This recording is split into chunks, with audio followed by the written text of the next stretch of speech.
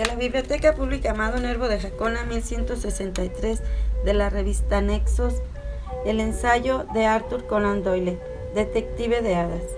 Arthur Conan Doyle, padre literario del detective Sherlock Holmes, se había convertido en una copia de carne y hueso de su popular personaje para seguir la pista de un par de fotografías tomadas en una población del norte de Inglaterra, en las que se mostraban a unas hadas jugando con dos niñas.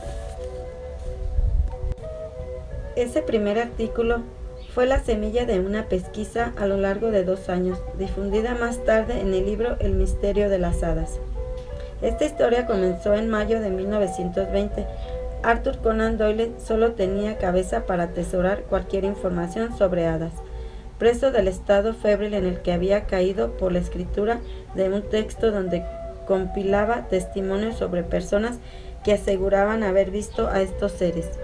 Escuchó con tal atención a su amigo David, de la revista Lee, quien le reveló la existencia de unas fotografías que podrían demostrarle a la humanidad que las hadas eran algo más que protagonistas de cuentos infantiles. El siguiente eslabón fue la señora Gardner y el hermano de la señora Gardner, quien tenía la copia de una de las integrantes placas colgadas en el recibidor de su casa. El retrato fue mencionado poco tiempo atrás, en una carta que la señora Gardner le envió a la señora Scatcher. Su hermano Edgar se había relacionado con una familia de Bradford para conocer en detalle la historia que contaban las dos jovencitas, Elsie de 16 y su prima Frances de 10. Aseguraban que 3 años atrás iban al bosque para jugar con hadas. Para aumentar la diversión, un día Elsie le pidió a su papá que le prestara la cámara fotográfica y una placa. El padre, luego de prolongados ruegos, aceptó y las niñas volvieron al bosque. Frances se sentó cerca de una cascada y logró atraer a 3 hadas y un duendecillo. Elsie, sin perder tiempo, los fotografió mientras danzaban. El padre ignoró la urgencia que expresaba su hija y su sobrina, y cuando al fin, por la noche, aceptó revelar la fotografía, confirmó que aparecían 4 seres diminutos. Al observar la imagen, Elsie le gritó a Frances: «¡Las hadas salen en la placa! ¡Las hadas salen en la placa!». Una de sus tías creyó en la historia que narraban y se puso en contacto con Edward Gardner, a quien le prestaron la placa. Él decidió llevarlas a un especialista para averiguar si la imagen había sido alterada de alguna manera. El veredicto del experto fue que se trataba de un retrato sin trucos. Convencido del resultado del señor Gardner, pidió que ampliaran la imagen y la colocó en su casa. Al margen del estudio quedó otra fotografía que tomó Elsie. En ella se observaba a Frances en compañía de un duende. Estos detalles que la señora Scatcherd compartió con Conan Doyle avivaron la curiosidad del escritor y lo hicieron avanzar en su pesquisa. Ahora tenía claro que se trataba de 2 fotografías y que una prima de los Gardner en Bloomfield estaba colaborando en el análisis de la autenticidad. En junio de ese mismo año, Bloomfield le envió a Conan Doyle copias de las fotografías de las hadas y también le advirtió que fuera cuidadoso con ellas, pues Edward Gardner en ese momento no quería que se publicaran ni que anduvieran pasando de mano en mano, al menos no hasta que tuvieran la investigación de origen. Arthur Conan Doyle estaba embelesado con aquel hallazgo y respondió a la señora Bloomfield que si las fotografías quedaban libres de dudas técnicas,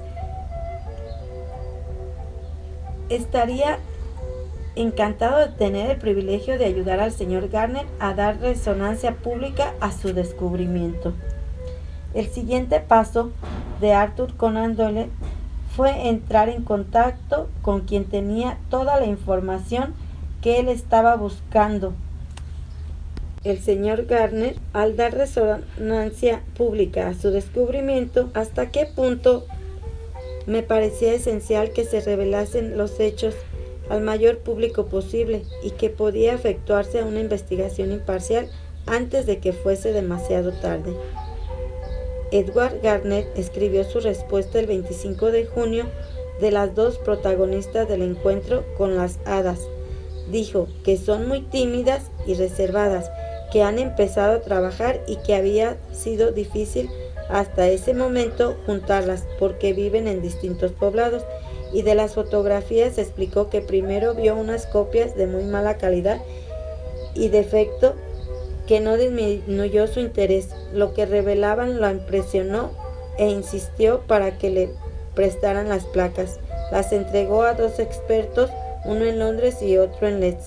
El primero desconocía el tema, pero las clasificó con auténticas. Tiempo después, Arthur Conan Doyle dio el primer paso hacia las jóvenes encantadoras de hadas, enviándole un libro a la mayor de ellas, Elsie, a vuelta de correo.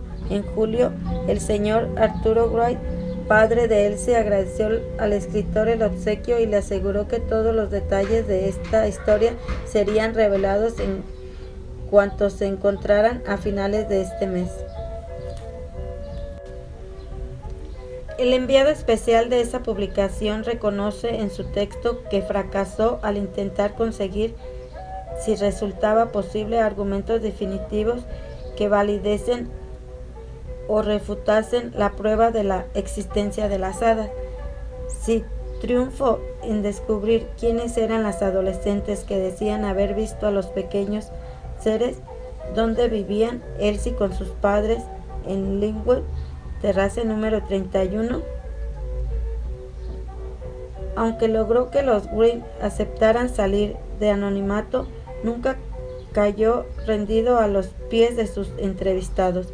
Siempre se mantuvo suspicaz, más con Elsie que con los otros. La hija de los Wright la entrevistó en la fábrica Sharpie, dedicada a la elaboración de tarjetas de Navidad. Para la memoria queda esta descripción: Elsie es alta, delgada y con una abundante melena pelirroja, en medio de la cual hay una fina cinta dorada que le ciñe la cabeza. De ese encuentro sale un claro que tanto ella como sus padres estaban fastidiados del furor que había provocado el asunto de las hadas. Lo que más les llamó la atención al reportero es que la jovencita no pudo explicarle de dónde venían las hadas que vio ni a dónde iban, y su firmeza al asegurar que nadie más, excepto ella y su prima, eran capaces de convocar a las hadas. Conan Doyle aplaudió el esfuerzo del reportero con reticencia, y el tono general de ese artículo muestra durante que el enviado hubiera estado evidentemente alcanzado a dar un golpe y demostrar todo el asunto, pero era el hombre honesto e inteligente que había cambiado el papel del fiscal por el del juez indulgente.